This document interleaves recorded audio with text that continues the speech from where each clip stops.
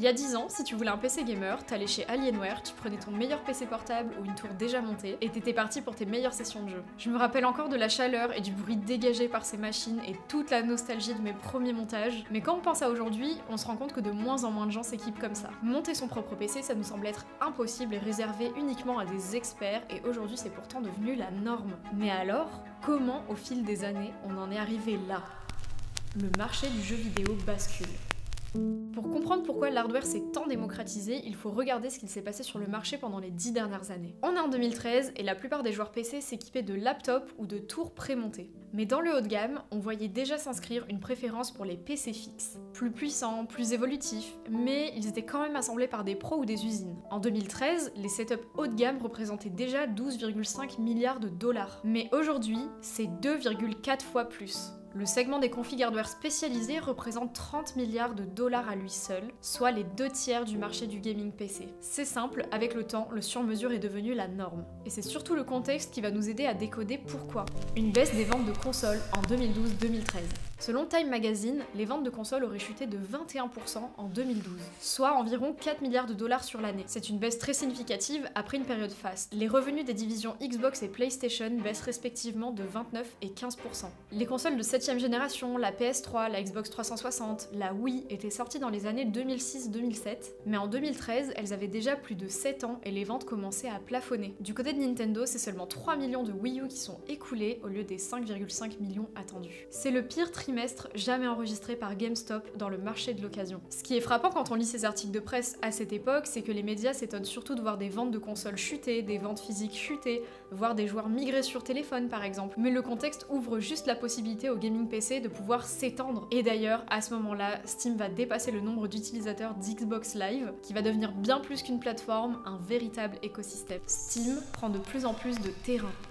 Tout commence avec deux anciens de Microsoft qui fondent Valve en 96, une entreprise de développement de jeux vidéo américaine. On leur doit des licences cultes que vous devez sûrement connaître, Counter-Strike et Dota 2 notamment, et c'est en 2003 que Steam, le nouveau-né de Valve, voit le jour. À l'origine, c'était juste censé être un outil de mise à jour de Counter-Strike et de Half-Life, mais très vite, l'ambition grandit. Créer une plateforme de distribution numérique complète, et surtout indépendante des éditeurs et des boîtes de jeux physiques. En 2007, Steam comptabilisait déjà 13 millions de comptes. En 2010, ils atteignent les 30 millions. En 2013, c'est 65 millions d'utilisateurs actifs, soit une croissance de 30% sur l'année. Aujourd'hui, Steam est la plus grande boutique de jeux PC au monde. La croissance de Steam ne prouve pas que les gens se sont tous mis à monter leur PC. En revanche, elle prouve une chose essentielle, l'intérêt pour les jeux PC a complètement explosé. À l'époque où les consoles dominaient le salon, on s'aperçoit que les PC prennent de plus en plus de terrain et sont choisis comme plateforme principale par les joueurs. Les gros jeux compétitifs sont tous sur PC.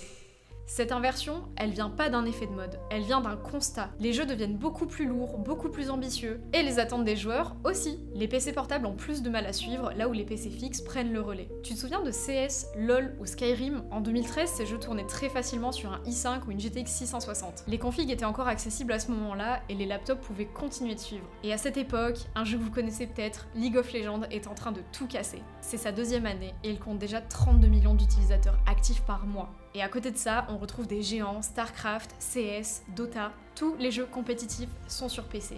Même Minecraft, le phénomène mondial, se joue à ce moment-là exclusivement sur PC. Mais vous le savez, ce qui était accessible il y a 10 ans ne l'est plus du tout aujourd'hui.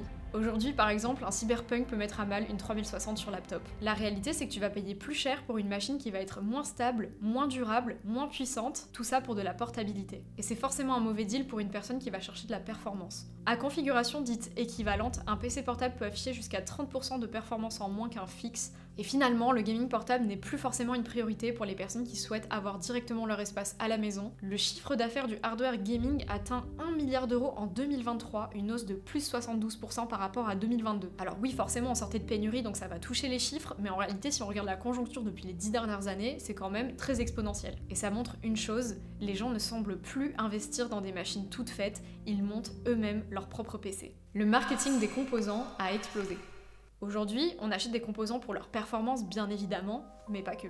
On les achète pour leur look, leur image, leur storytelling. Tu les as forcément vus passer et t'en es peut-être même déjà équipé. Les boîtiers PC aujourd'hui laissent les composants à la vue de tous. Et les marques se sont donc adaptées à ce style PC Master Race. Le setup aujourd'hui, c'est plus seulement un outil pour jouer ou travailler, c'est un objet de style. Chaque marque a sa propre ligne de produits dédiée au gaming, avec le branding qui va bien. Elles ont donc changé complètement leur manière de communiquer, leur cible et leur manière de s'adresser au public.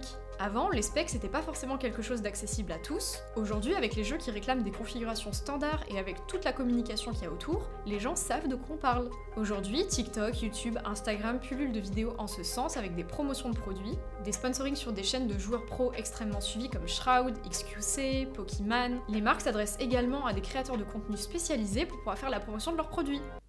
Je vous fais un petit clin d'œil du coup. Et les composants s'adaptent totalement à cette logique. Lian Li l'a bien compris, c'est un véritable designer du PC qui a aussi conçu des streamers, des câbles d'alimentation RGB, des choses qui n'existaient pas du tout il y a 5 années et qui n'étaient pas du tout mainstream.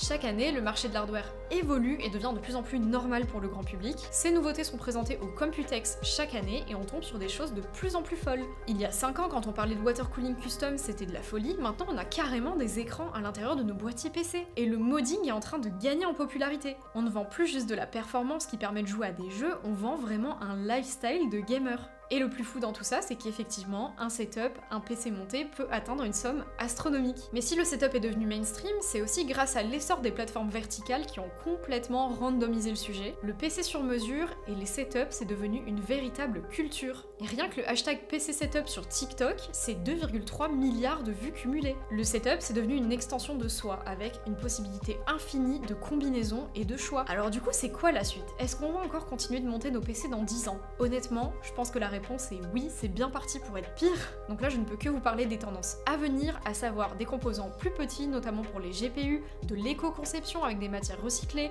l'intégration de l'intelligence artificielle également dans les composants. C'est déjà le cas sur nos cartes graphiques, mais également de l'optimisation énergétique. Et les constructeurs le savent et sont bien en train de tryhard sur le sujet. C'est s'approprier sa machine, montrer son identité, c'est un véritable PC DIY.